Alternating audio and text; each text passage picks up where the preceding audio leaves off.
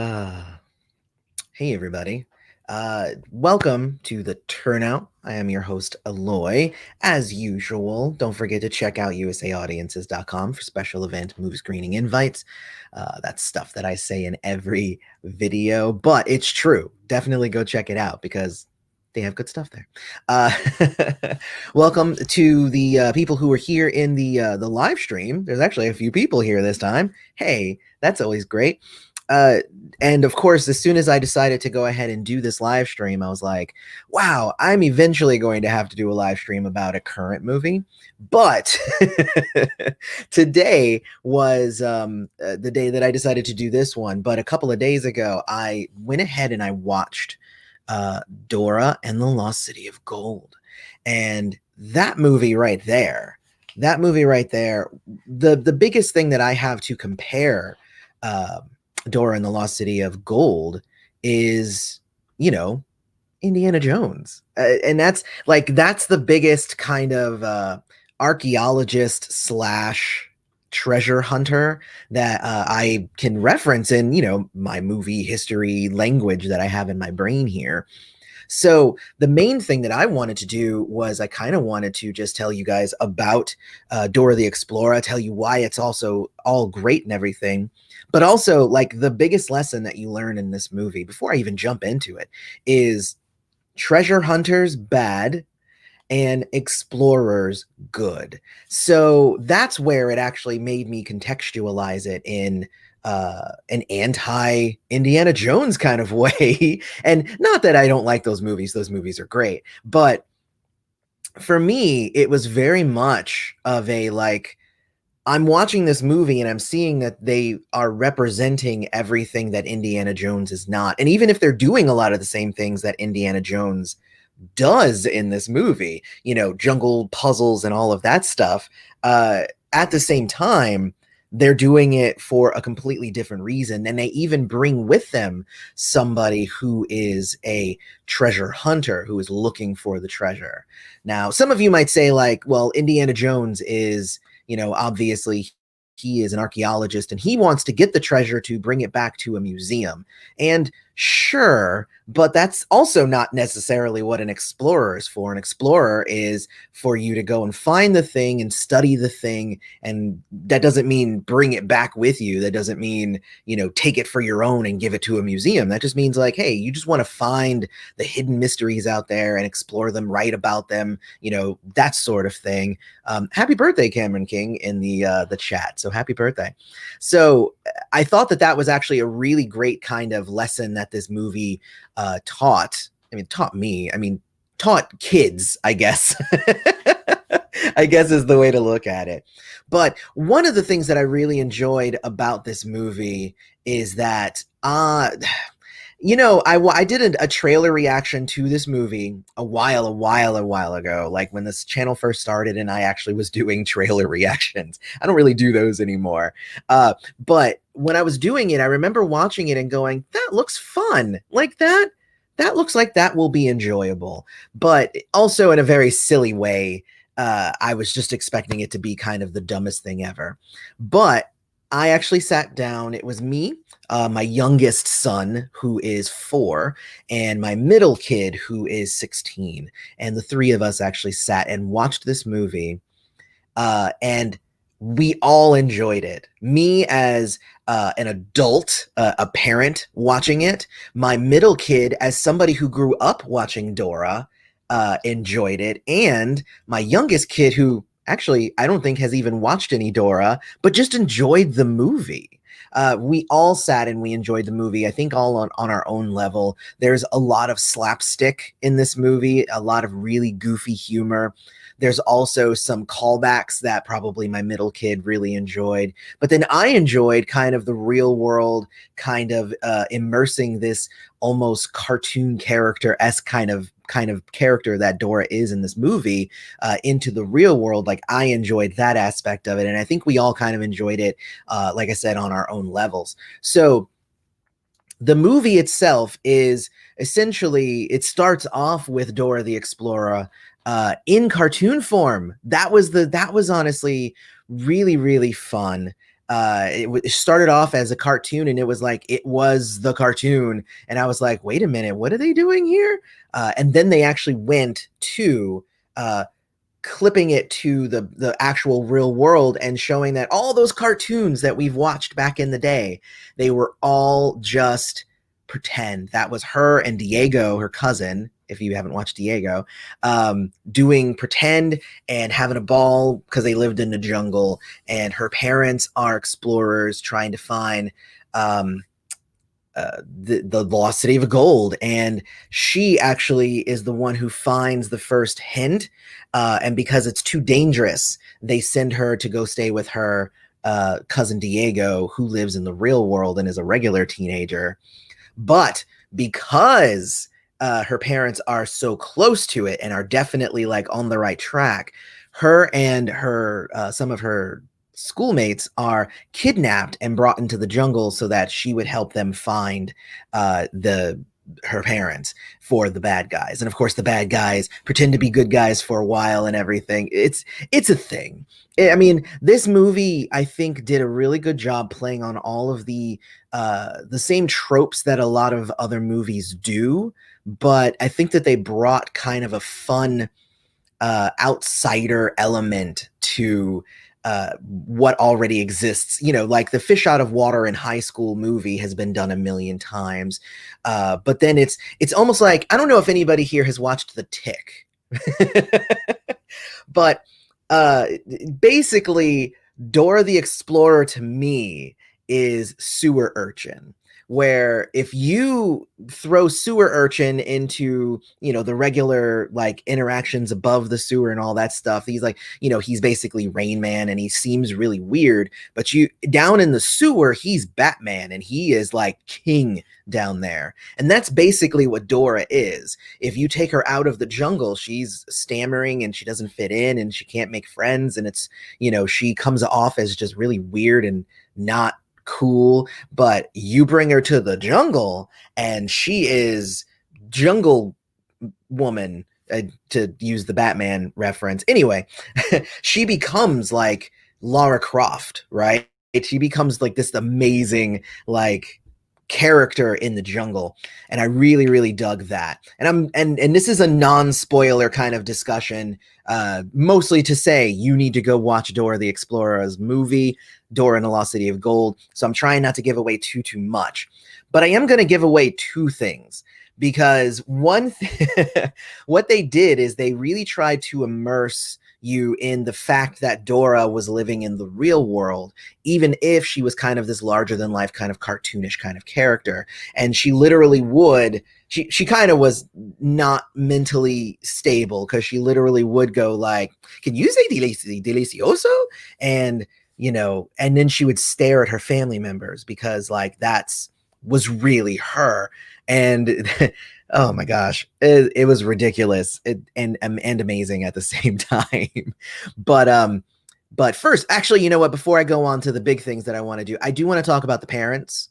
The parents were wonderful. The parents were great. I love these two actors. And there's a scene where the dad does like, it seems like impromptu beatboxing. And that is amazing. But I think that they exhibited exactly the elements of what it would be like, you know, what parents of somebody who turned out like Dora would be like. And I think that these two actors, one who is from One Day at a Time, and I don't remember her name, and I probably should have looked that up. The other one is from Ant-Man, and I can't remember his name either, because I'm bad at live streaming and I didn't prepare much before coming on here. I just wanted to gush about the movie.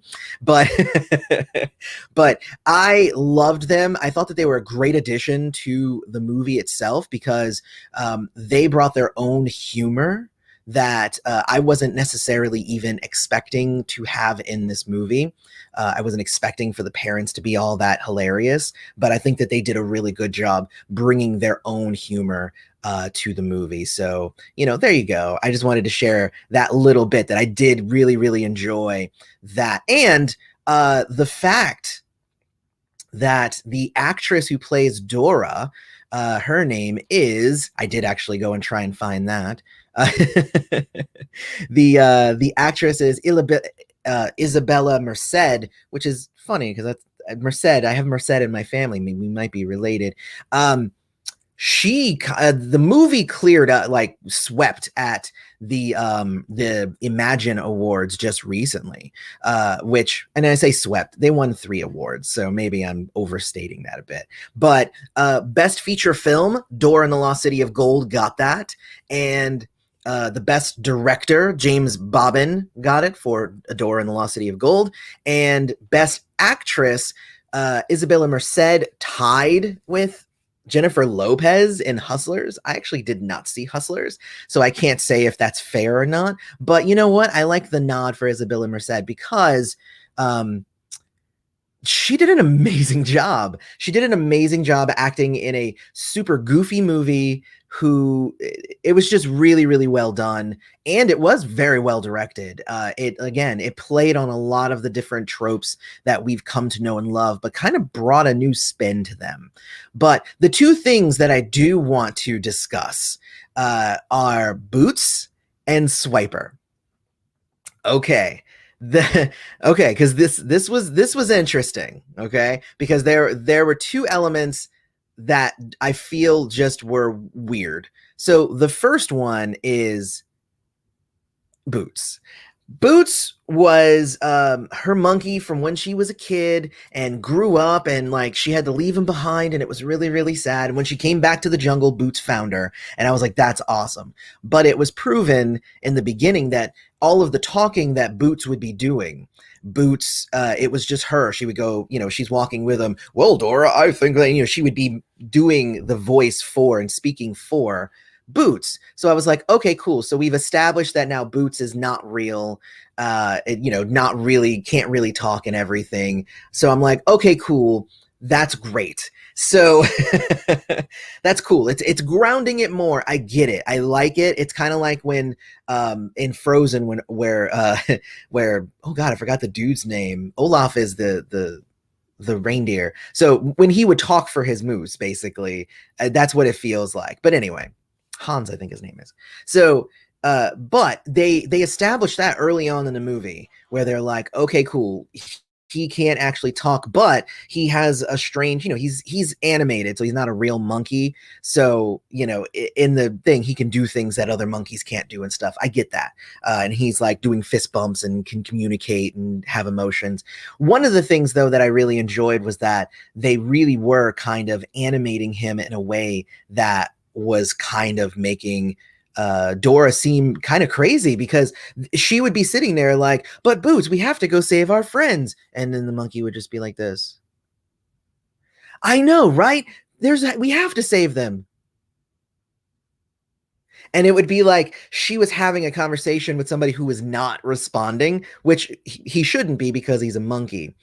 And then the movie throws a curveball at you and has Danny Trejo do the voice for Boots, and Boots goes, it's all inside you. It's just like, oh my gosh, so he can actually talk? Wait a minute. Or is this just in his mind, in Dora's mind? So that's the thing, right? Is like, you're kind of iffy on the whole Boots thing.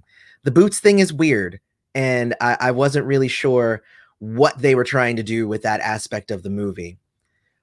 But then we have Swiper, who they establish in the beginning of the movie that Swiper is, a part of the imagination. There's a fox with a blue mask that's trying to steal the map, and it's all part of their pretend and whatever.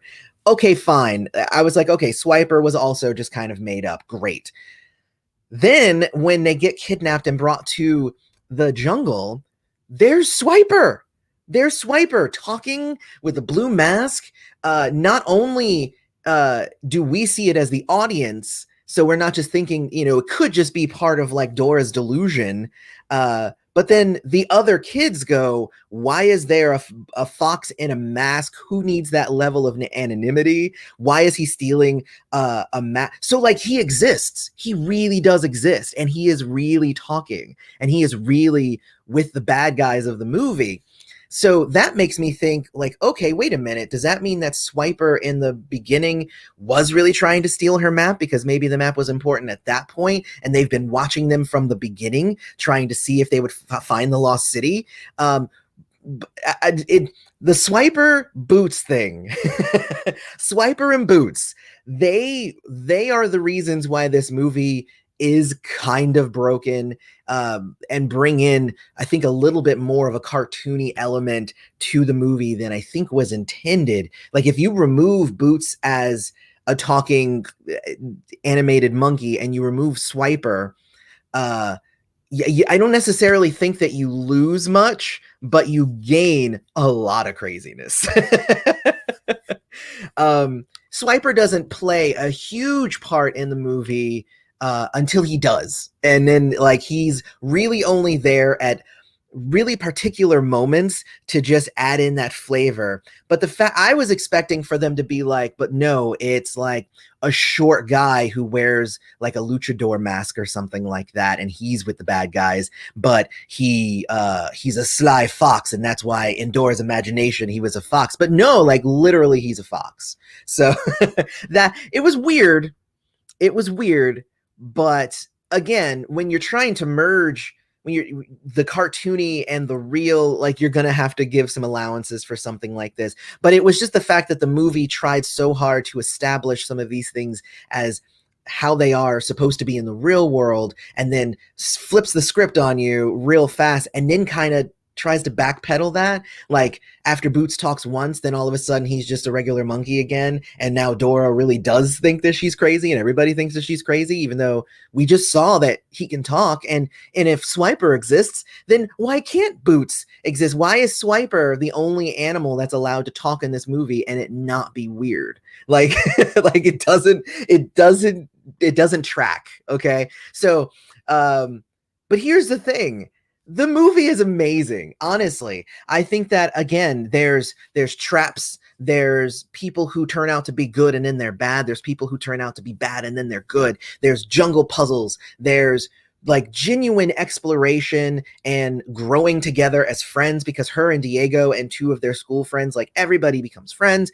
Like, it's written in like such a predictable way, but they were able to take this very predictable kind of thing and turn it into, I feel, something really cool and special that I haven't seen a ton of people really talking about. Like, I was honestly surprised when I was doing research for this video and I saw that it was winning awards, because, like, it's winning awards, but nobody's talking about this movie. Like, it's such a good movie. And what I'll say is that it's a really good movie for families. So, if you are going to be die hard and, you're just like really into like bone crunching, like, adventure and stuff like that, this movie does go a little bit into the silliness. And hello, Laura, you just showed up. Hello. It does go a little bit into more of the silly aspects. There's some more slapstick, but literally there's a point where, like, there's one of the characters who, like, just has an existential, just like, breakdown in the middle of the movie, and everybody's kind of reacting to it like, whoa, that's weird, that's not what I was expecting. Why are you crying so hard? And I'm like, I know why he's crying so hard, because he thought he was about to die. So so they throw in enough for the adults to really be enjoying it. They throw in enough for kids who are maybe not adults yet, but they can look back and they can just enjoy something that's nostalgic for them. And then even the little kids, there's enough slapstick and silliness in this movie that even little kids who have never seen any episodes of Dora, like my youngest, and actually it made him want to go watch more Dora now. And that's kind of the funny thing about Dora. And the reason why I was kind of excited about this movie was because, like, there's a lot of kids programming out there. I have 3 kids. 2 I had, early on, and my third, is only 4. So when I'm looking at kids shows, I watch them with the kid, because I don't want to just expose my kid to just whatever. And I remember, like, Barney always kind of gave me, I wasn't sure about Barney. And then there were like the Wiggles, and there was all kinds of weird stuff. Sesame Street, always a winner, except for Baby Bear. I might have to do a whole spiel about Baby Bear one day, because I'm not a fan of Baby Bear. But But Dora and Diego by extension, but Dora primarily.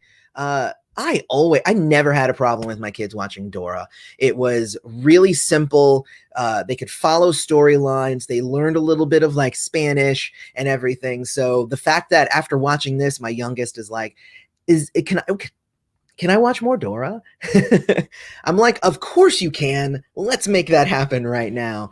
And like I said, Isabella Merced did an amazing job, which is why I put the picture up and then I started talking about other things. But anyway, um, if you haven't watched Dora the Explorer, you really need to go watch Dora and the Lost City of Gold, the movie. I probably should say that differently. Go watch the movie. It is so good. And again, if you are a fan of the show, you're going to see a lot of callbacks. It, I think, is pretty much like the perfect family movie like the most perfect family movie that I have seen in recent years. I'm really hoping that Dora and the Lost City of Gold turns into a franchise and it becomes Dora and, the found city of fire, something. I mean, I want to see more of these movies. I want to see Isabella Merced do more Dora.